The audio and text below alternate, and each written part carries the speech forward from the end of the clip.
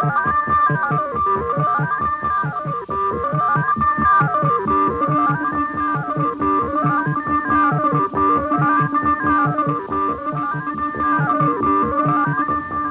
never told us much.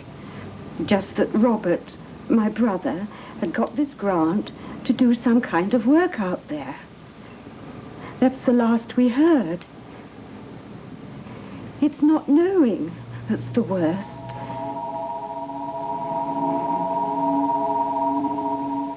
If I were to say I'd noticed anything unusual, it would really only be with hindsight. There was nothing strange about her behavior. She simply disappeared.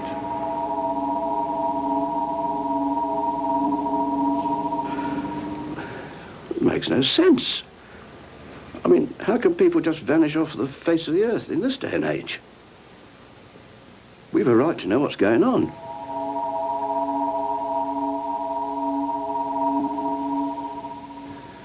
Those people you've just seen have all lost someone close to them. A relative, a colleague, a friend.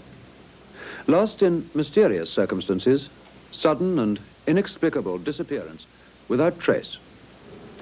If you're wondering what this sort of story, important and even tragic though it may be, has to do with science report, well, we have to go back in time some 18 months when we began work on another film which examined the scientific brain drain from Britain.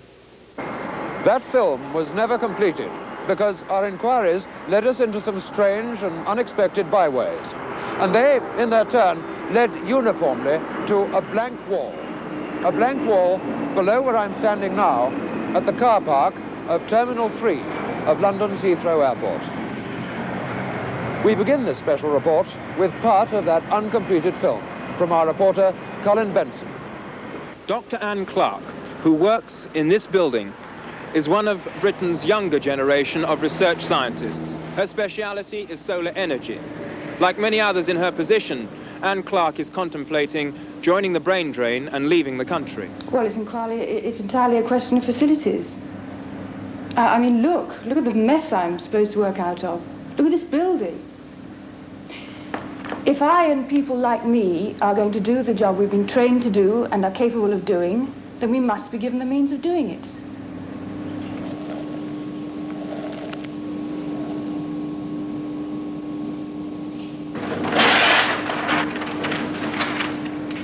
It's speaking far better today. Thank you. Shortly after this film was taken, Anne Clark made a decision. It was not, however, a decision she felt able to talk about. Anne, they won't let us into the building. They say they've had orders not to. Yes, I know, I'm sorry. Well, can you tell us exactly what's going on? No, I'm sorry, I can't go on with the film. I'm going away. What exactly is happening? I can't say anything. That is the last piece of film we have of Dr. Anne Clark. What was going on brought Anne Clark here to the car park of number 3 terminal, Heathrow Airport. She told friends she was going to New York.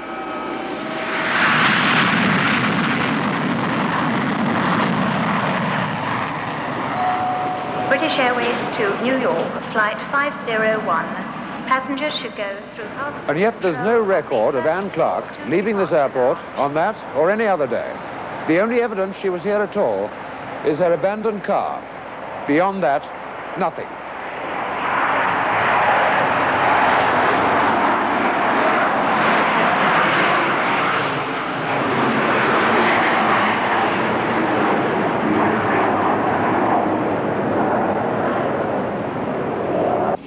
Well, I've done everything I can to try to get some kind of answer.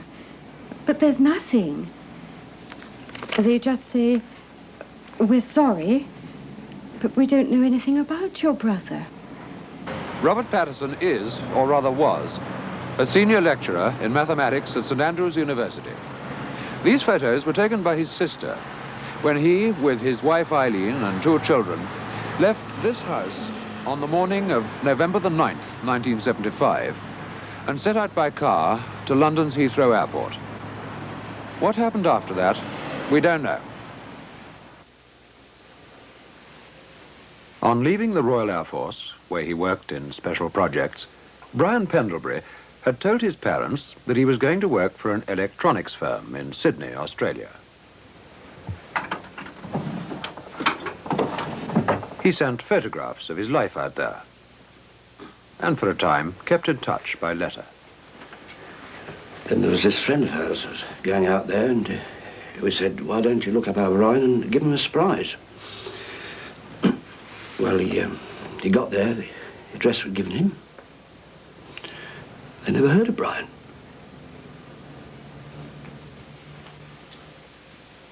Despite the letters and photographs, which remain unexplained, there's no further evidence about Brian Pendlebury other than the fact that his name appears to have been checked in at London's Heathrow Airport for a flight to Sydney. That, so far as we can discover, is the last anyone ever saw of him.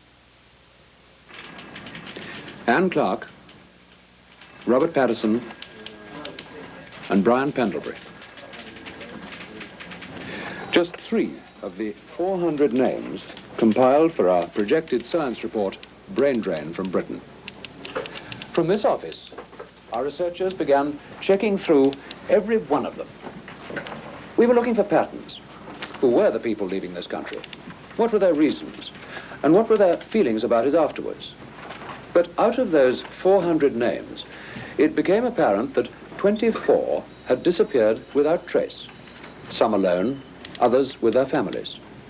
Where did they go? And why? And indeed, how? What, if anything, was the common factor?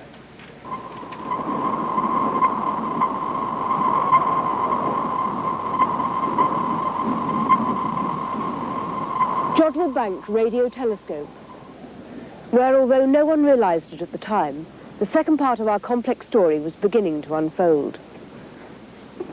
Sir William Ballantyne, distinguished radio astronomer, was setting out on a journey he was never to complete.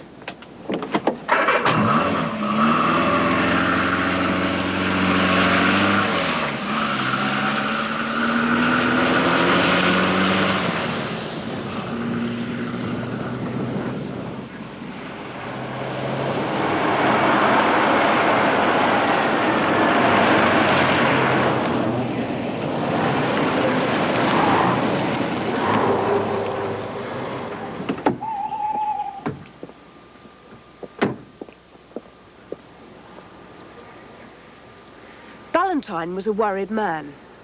That much we know from a phone call he made from this isolated box, not far from the main London motorway. He called an old friend, news agency managing editor John Hendry.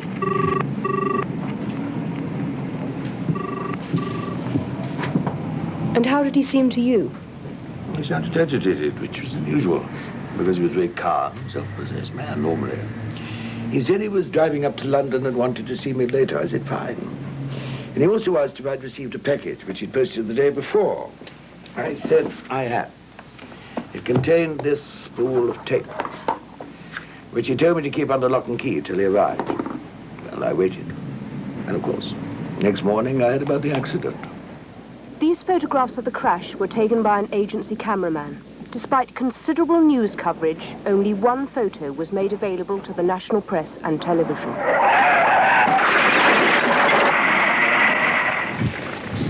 Our own independent experts examined those photographs and the site of the accident itself, where I'm standing now. They drew no firm conclusions, except to say that the cause of the accident remained, to them at least, peculiarly unclear. But what of the videotape, which Ballantyne had been so anxious to get safely to his friend John Hendry?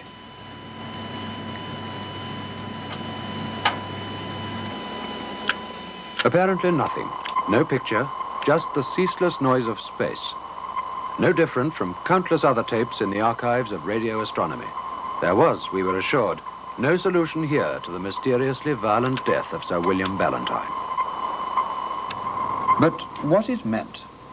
What was the piece of vital information Sir William Ballantyne had deciphered from this apparently random cacophony? That was something we'd have to wait much longer to find out. In the meantime, however, something happened which, at least at first, seemed to offer us some sort of a clue. An outside telephone call was put through to the science report office.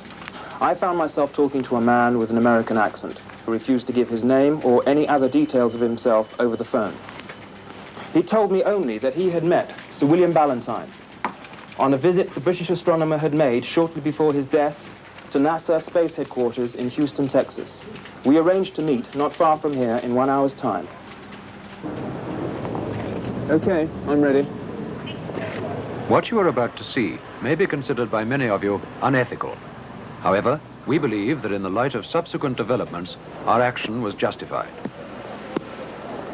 Benson was equipped with a miniaturized transmitter so that we could record the conversation between them. And a hidden camera was positioned near the market where the meeting had been arranged. Colin Benson. Yes, hello. Can we talk here, or would you like to go back to the office? No, we're all right here. Listen, something I have to know. How far are you willing to go on this thing? I mean, all the way. That's what I'm here for. Can you help? Oh, I can help. But we do this thing my way, okay? Okay, fine. Let's walk on a little bit, okay? I'm sorry if I seem a little bit nervous. It's mainly because I am. Nervous? Of what? Contracting a fatal case of measles, you know what I mean? Like Ballantyne. You know what happened to him? I know why it happened. And I've got to get it on record before they find out I'm over here. They? Who are they? Listen, let's just stick to me telling you what I have to tell you, okay? Okay, fine. This address tomorrow morning, 10:30. Bring everything you got. Cameras, tape machines, witnesses. That's the kind of protection I need. I'll have everything for you there.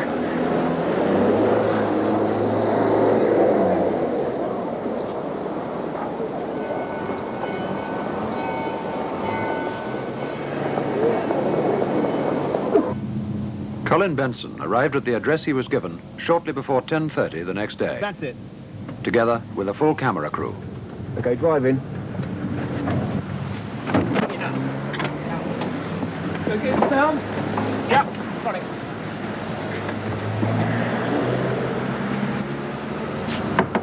Okay, Mike out.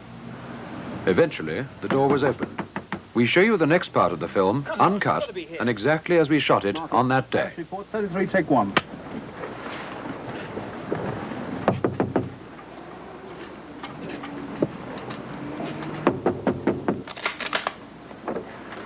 Who is it? Anglia Television. Science report. Who?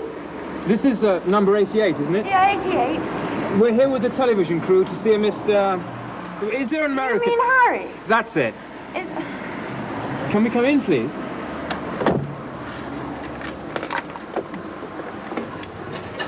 You really are the telly. Thank you.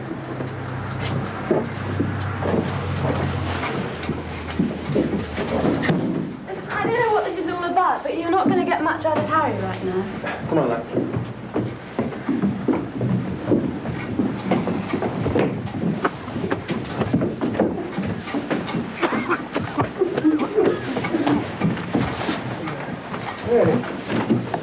What is it? They said that you knew them. Yesterday. You remember? Oh. Leave me alone. What's the matter with him? Let them away from me. You better go.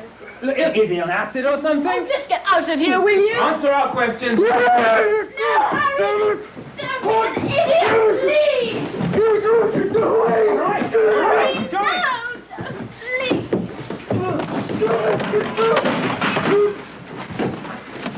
All right, we're going, okay? Okay? It was the last we saw of the mysterious young American. Despite returning with the police barely half an hour later, who kept watch on this house for several days, we found no one. Elsewhere, however, more pieces of this strange pattern continued to fit into place. The great world drought of that summer was unequaled in recorded history. Europe's normally green dairy country was reduced to a dust bowl. Cattle, finding no moisture in the grass, had to be provided with increasingly scarce water and fed next winter's fodder. In Britain, it was the same story of parched fields and poor crops. In France, forest fires out of control devastated huge areas of woodland.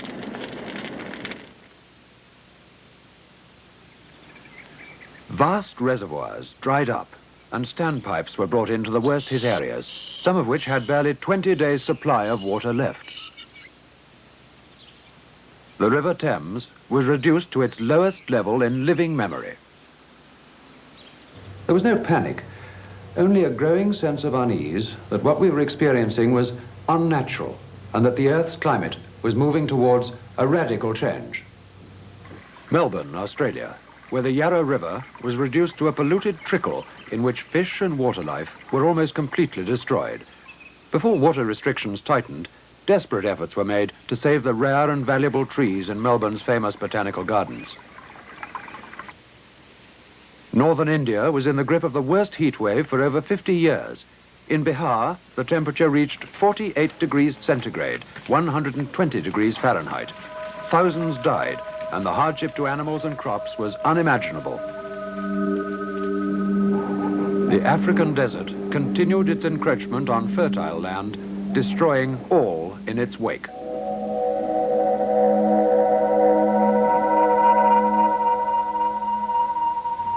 Meanwhile, in China and the Middle East, unparalleled earthquakes killed millions, far more than might have been expected from a nuclear attack.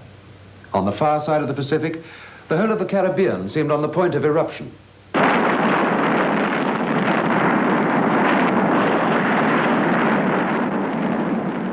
Volcanoes, thought to be extinct for thousands of years, were suddenly erupting into dreadful life.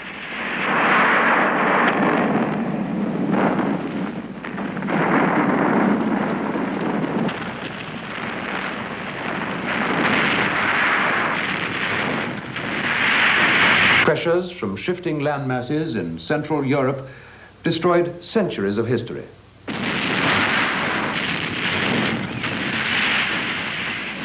In parts of Italy and Yugoslavia, many ancient towns were reduced to rubble.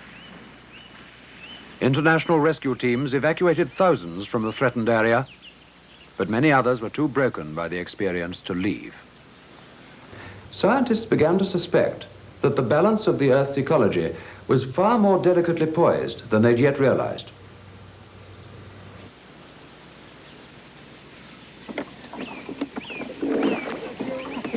At the height of the drought, we interviewed at Cambridge University someone prepared to offer the beginnings of an answer.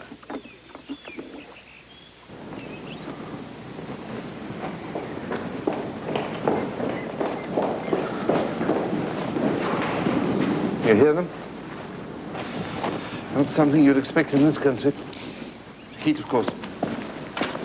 Gerstein's theories, when he first put them forward over 20 years ago, had been almost universally dismissed. He was called an alarmist and a pessimist. Events proved him, on the contrary, to be something of an optimist. By the late 60s, the Earth was already so trapped within an envelope of its own pollution that heat from the sun and the Earth's industrial processes was having increasing difficulty in escaping. 10 years earlier than Gerstein's prediction, the notorious greenhouse effect, a thickening of the outer atmosphere due to the 8-fold increase in the carbon dioxide levels, had become a reality.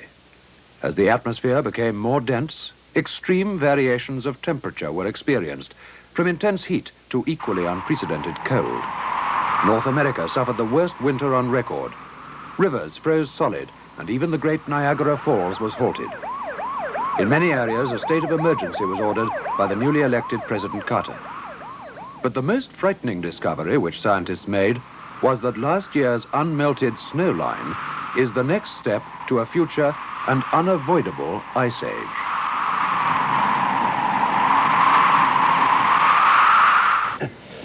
At the Huntsville, Alabama conference of 1957, my ideas were at last being taken seriously by a small group of senior physicists and government advisors. But by then, of course, it was too late. What was this with those people? Can you tell me what happened at Huntsville? The usual thing. The politicians come running to us as though we can reverse the course of nature. When we tell them we can't, they say, why didn't we do something earlier? When we tell them they prevented us, they start squabbling among themselves. Oh, rabble. Was anything achieved by the conference? There was some discussion. Secret. Can you tell me anything about that? It was all very theoretical. Well, look, I can understand your reluctance. Look, all I'm prepared to say is there were 3 alternatives for discussion. The first 2 were crazy. We forget about them. The third alternative, maybe not so crazy. But I don't know whether anything was ever done about it. Can you tell me what it was? At the time that interview was filmed, Carl Gerstein refused to say anything further about Alternative 3. In the second part of this special program, we shall show you how we uncovered that information for ourselves. We'll also be bringing you a remarkable interview with former astronaut Bob Grodin, filmed in secret at his hideaway in New England. Stay with us then.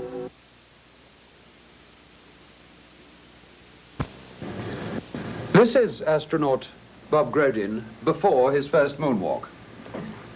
More than one of the men who were part of that first Apollo program found it difficult to readjust to life back on Earth, but no one more so than this man.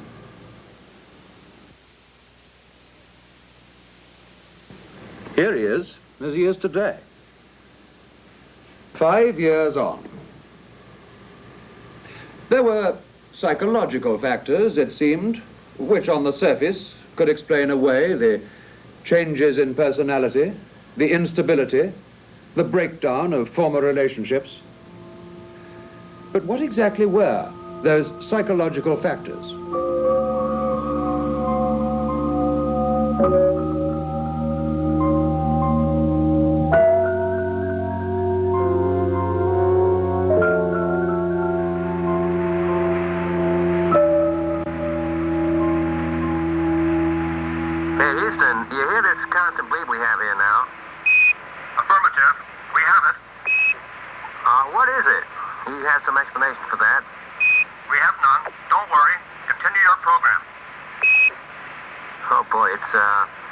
It's really something super fantastic here. You couldn't ever imagine this.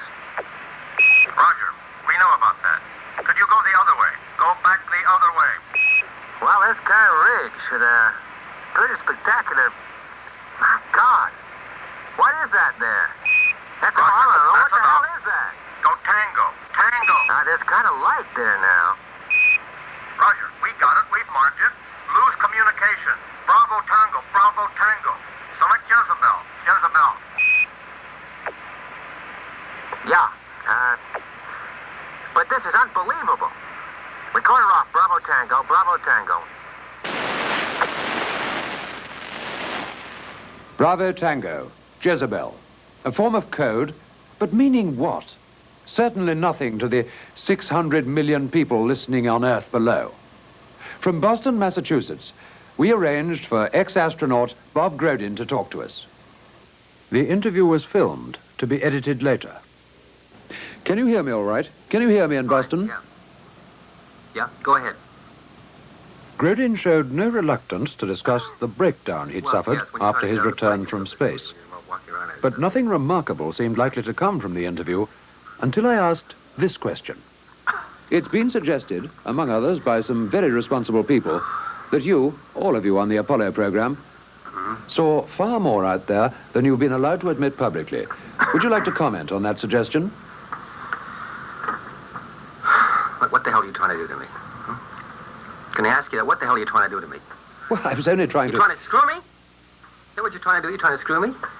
Like that dumb bastard Valentine? Is that what you're trying to do? Well, why me? I'm up there to do a job, man. That's all I was up there to do. I don't have to answer questions. Oh, hell. What's the matter with this thing now? It's not this end. Somebody's pulled a switch somewhere. That somewhere, so far as we could discover, was neither in London nor in Boston, but in the satellite connecting the two. The incident has never been explained. Nevertheless, that one word, Valentine, was enough to send Colin Benson and a camera operator, with some very innocent-looking home movie equipment, across the Atlantic posing as tourists. This is what they brought back on 8mm film. I would never have found Bob Grodin unless he had been willing that I should. But starting with the few leads I had, I was brought eventually to the remote bungalow where he now lives. You want a beer? Mm-hmm. Sure. Just one. I'll wait you. Annie! Annie, can we have a couple of cold beers? Well, what do you want to do? Do you want to do it out here or in there? Doesn't make any difference. I don't think we're going to have a private conversation. We're from here. Huh? Michael, baby, meet the professor. Hi. Thank you. You ever want to reveal all? Well, that's Annie. She's not my daughter, right?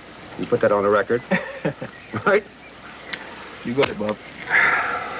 She's a great kid. Well, without her,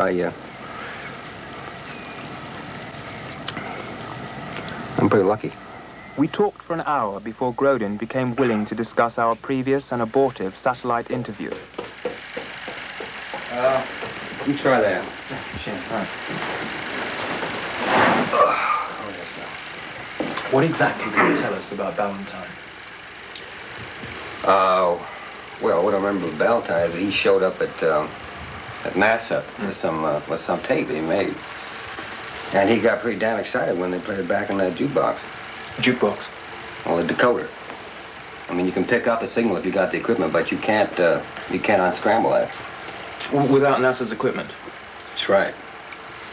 And some young guy helped him do it.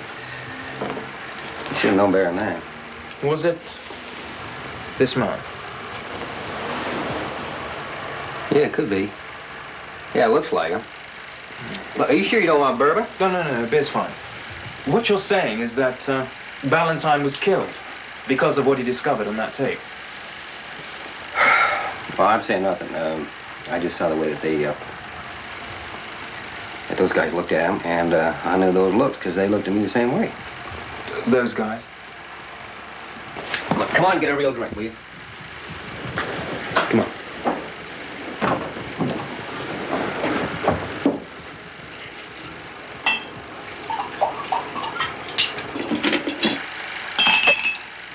Okay, Bob. What did happen out there? The moon landing? Well, we had kind of a big disappointment. And we didn't get there first. What do you mean?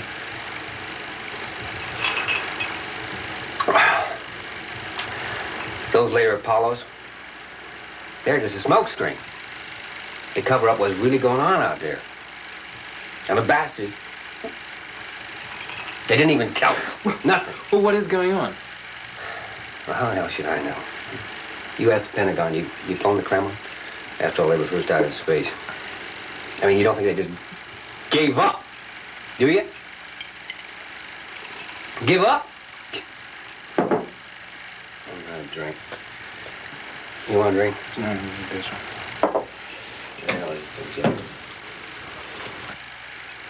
Bob, you got to tell me, what is going on? I mean, what did you see? Well, we came down the wrong place. And it was crawling. Maybe what we were on looked like a milkworm. You think you're talking about men from Earth? Do you think that they need all that crap down in Florida to get two guys up there on a bicycle? The hell they do. You know why we're there? To give them a good PR story for all the Hollywood they're shooting out into space. I mean, we're nothing, man. Christ, we're nothing.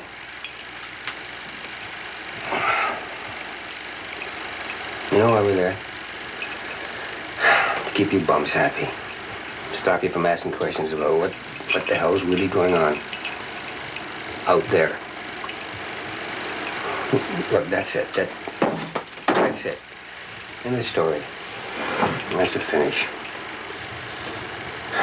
What's a lot? What's a lot? Ready? Fear, suspicion, unanswered questions, possibly murder. What were we dealing with? Back in London, we did what we could to investigate the claims made by ex-astronaut Bob Grodin. Catherine White reports. The Institute of International Political Studies is a non-government organisation based in London's St James's. It was Grodin's linking of the Pentagon with the Kremlin and the implications behind it that brought me here to talk to Professor G. Gordon Broadbent, author of a major study of US-Soviet diplomacy since the 1950s. The short answer is that I know nothing of US-Soviet relations beyond what has already been made public. We had the celebrated docking in space some time ago. This was presented as an isolated exercise, and as far as I know, was exactly that. Maybe paving the way for more to come.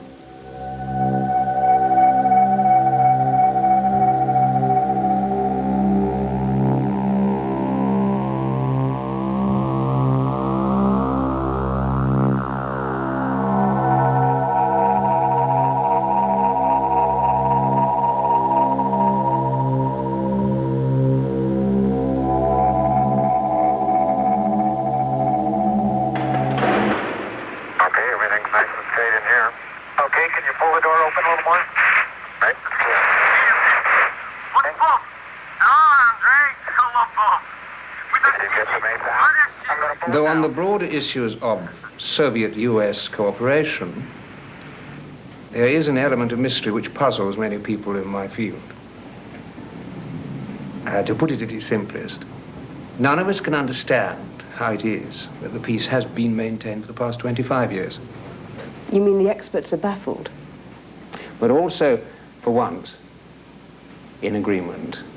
The popular myth that it's been improved for the balance of nuclear power doesn't, frankly, hold up entirely. And the more you look at it, the less sense it makes. There are too many imbalances, especially when you put it in the perspective of history. So what is your explanation?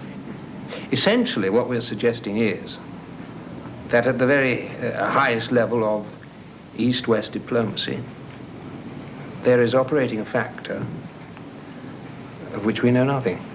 Now, it could just be, that this unknown factor is a massive but covered operation in space. As for the reason behind it, well, we're not in the business of speculation. T-minus, guidance is internal. 12, 11, 10, 9. Ignition sequence start. 6, 5, 4, 3, 2, 1, 0. All engine running. Liftoff. We have a liftoff. 32 minutes past the hour.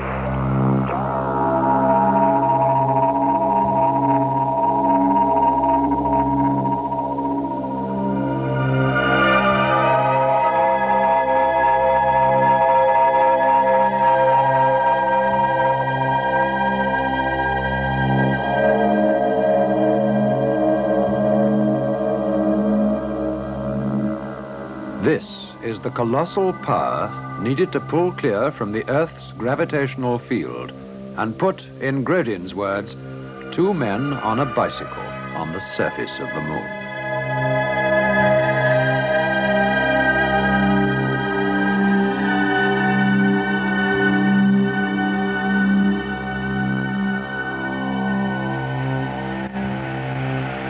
Yeah, I'm going to step off the limb now.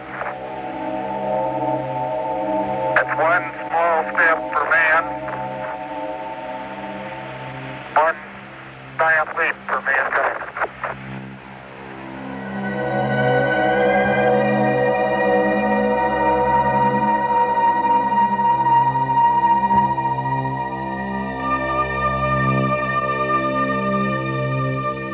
But suppose such immense power did not have to be chiefly consumed in merely getting into space, but could start from space. What kind of travel would that bring within our grasp? Obviously, we could go further with less power, or send a much larger craft. In fact, the only way we're going to see space travel on any scale is by this kind of extraterrestrial launching. For instance, from a space platform orbiting the Earth. Or the moon. Sure, yeah. If we could get the material there to build the craft, it'd make real good sense. Could we transport the materials there? It'd take one hell of a shuttle, but yeah. We have the machines now. In theory, we could do it. Especially if we had some sort of international cooperation. International cooperation in space? A space shuttle? But shuttling what to where? We also hear talk of Russian and American skylabs and the men who live and work in them for several months at a time. But what are they all doing up there in space?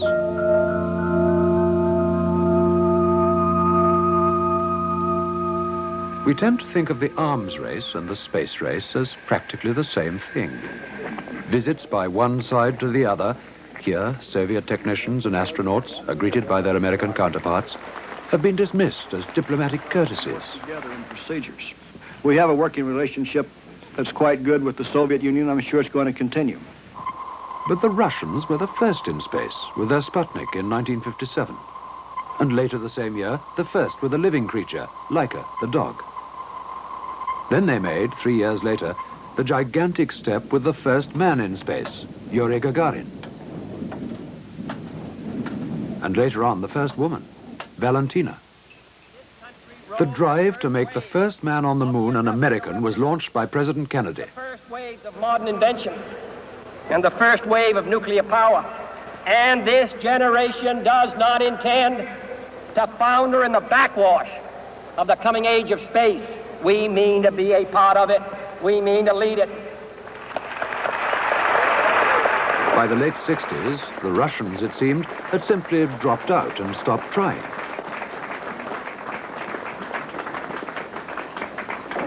And yet today, Cape Canaveral is virtually abandoned, a desert of reinforced concrete and steel. The most ambitious project in the history of mankind seemed to be over. Are we to believe that this is where it all ends? Of the estimated 2,000 launchings from Earth to space, at least 60% have been by the Russians. The near side of the moon's surface, the side visible to us here on Earth. The flags indicate acknowledged landings of American and Soviet craft. Among the spaceships the Russians sent up was the Vostok, supposedly not intended to reach the moon's surface. But in 1972, this sighting was recorded. More detail, please. Can you give more detail of what you are seeing? It's something flashing. That's all so far. Just a light going on and off by the edge of the crater. Can you give the coordinates? Well, there's something there. Maybe a little further down. It couldn't be a Vostok, could it? Well, I can't be sure. It's possible. The Russian Vostok flights took place in the early 60s. They were, as we've said, Earth-orbiting spaceships, not designed to reach the moon. So what are we to make of this casual suggestion by Houston Mission Control and an equally casual acceptance by the lunar module pilot that in 1972 an obsolete Russian spaceship is orbiting the moon, flashing its lights?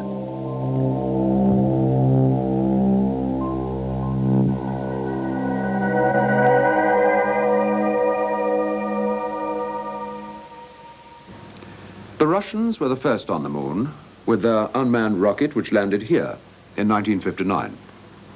Here, exactly 10 years later, Neil Armstrong landed. But our researches show another pattern of landings. On the far side of the moon, the dark side, the side hidden from us here on Earth. Are we to assume that this remarkable grouping of American and Soviet landings is mere coincidence? When we returned to Cambridge and presented Dr. Carl Gerstein with the information we'd so far acquired, he finally agreed to speak on record about Alternative 3. We had agreed at the Huntsville conference that there was nothing we could do to cut either world population or the consumption of resources essential for survival on Earth. Alternative 3 was a much more limited option. It was an attempt to ensure that at least some of the human race survived the consequences. We were theorists, not technicians, but we realized we were talking about a kind of space travel which had only appeared in scientific fiction so far. What, you mean go to some other planet? I mean, get the hell off this one whilst there's still time. Dr. Carl Gerstein then went on to discuss the kind of cross-section they would like to see get away a balance of the sciences and the arts. In fact, all aspects, as far as possible, of human culture. He said that the list would never be complete, but it would be better than nothing. These are the cards you saw earlier. All of them people who've disappeared without trace or explanation during the last 18 months. In other countries, they have similar lists. All people forming that same kind of cross-section that Carl Gerstein described. All were in good health and all under the age 55. But where have they gone?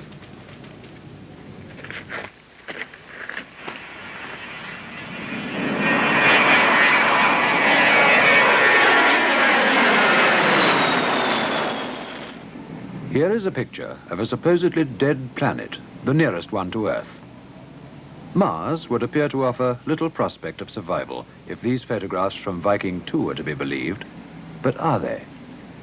Charles Wellborn himself seemed surprised that the Americans, after spending so much money in putting the probe on the surface of Mars, should then equip it with a camera that only focused up to 100 meters, or, as Colin Benson suggested, the average size of a large film studio. What's your answer?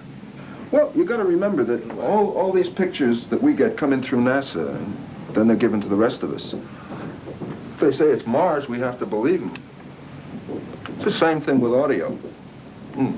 I mean, we don't hear everything that's said between mission control and the spacecraft. There's a second channel.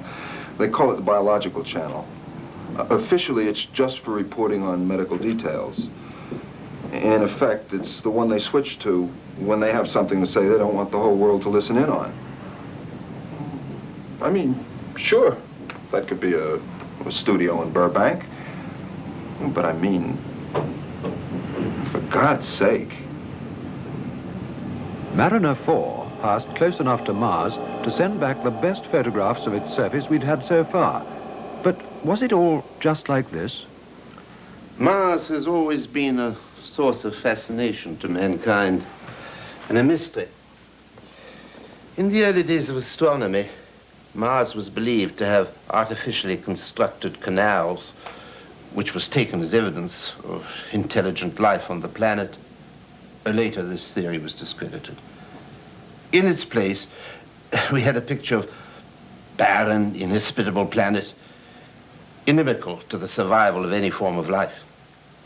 Then, more recently, an interesting idea was put forward.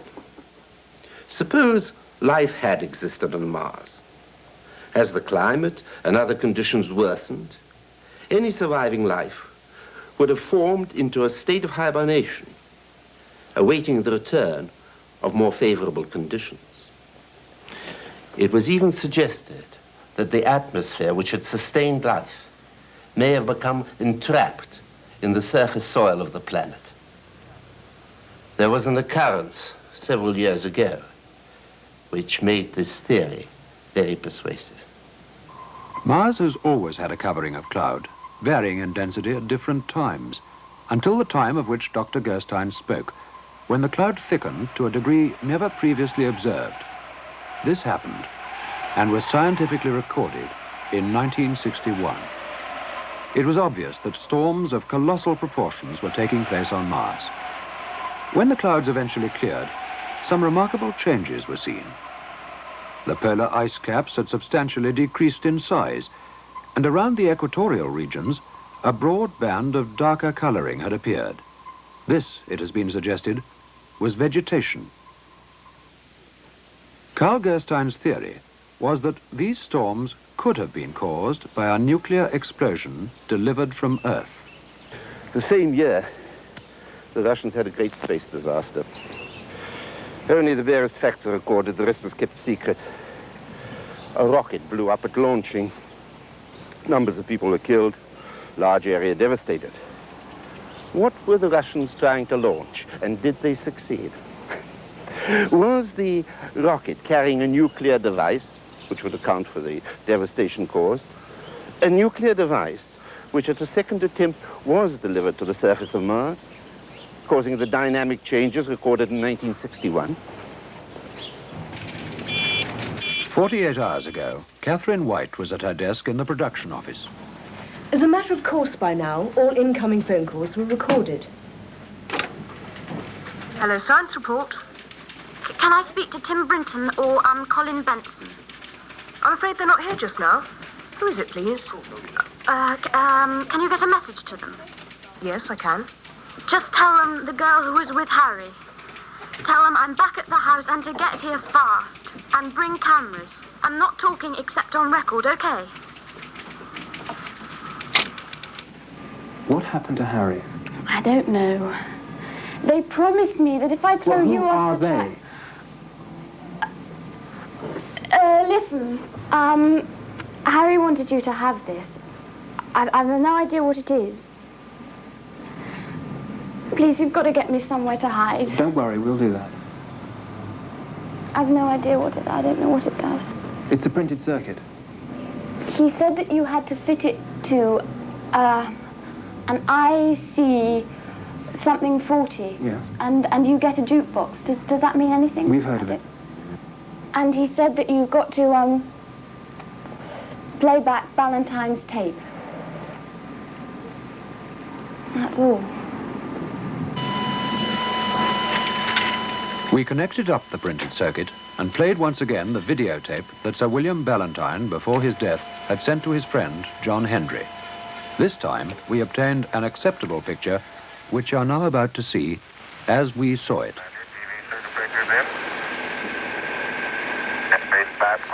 Comrades, can you hear me in tune now? We're getting a picture on the TV. We're getting a good picture here and can make a fair amount of detail. How is it with you? Fine here, Houston. Roger. Stand by to scan. Can you advise? Center fire seat, Curatam. Photography, remote control, sequence camera for scanning.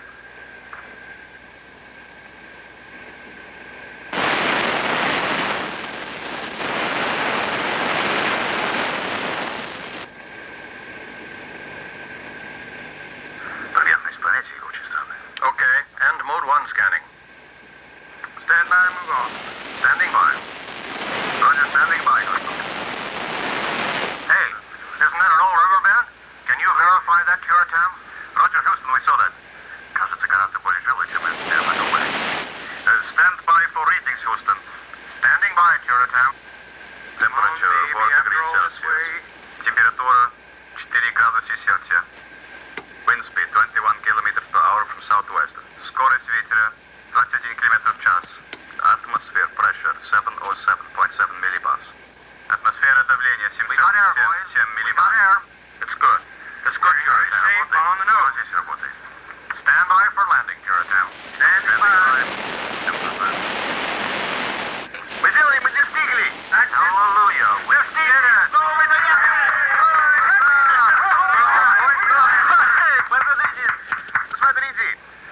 My God, what is that? Something moving. Something moved there. What the hell is that? Что-то там двигает под землей. Смотрите, здесь вода и воздух. На этой планете есть жизнь. Boy, if they ever take the wrap off this thing, it's going to be the biggest date in history. 22nd May, 1962. We're on the planet Mars, and we have life. Замечательно! Отлично! Поздравляем! Наконец-то!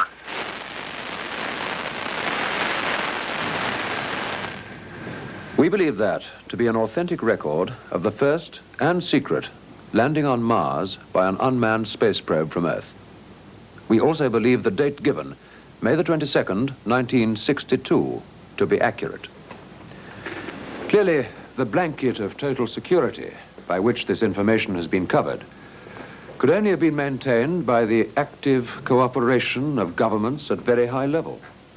Equally clearly, there must have been powerful reasons why the true conditions on Mars, suitable as they appear to be for human habitat, have been kept secret.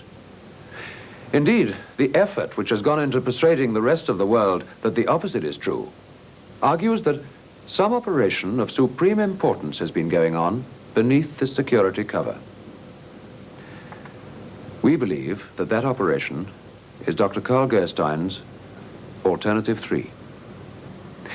Whether a human survival colony has already been established on Mars, or whether plans are still in preparation for its transportation from the moon to Mars, we don't know. But we put out this program tonight as a challenge to those who do know to tell us the truth. We regret if the implications of what you've seen are less than optimistic for the future of life on this planet. It has been our task, however, to present the facts as we understand them and to await the response.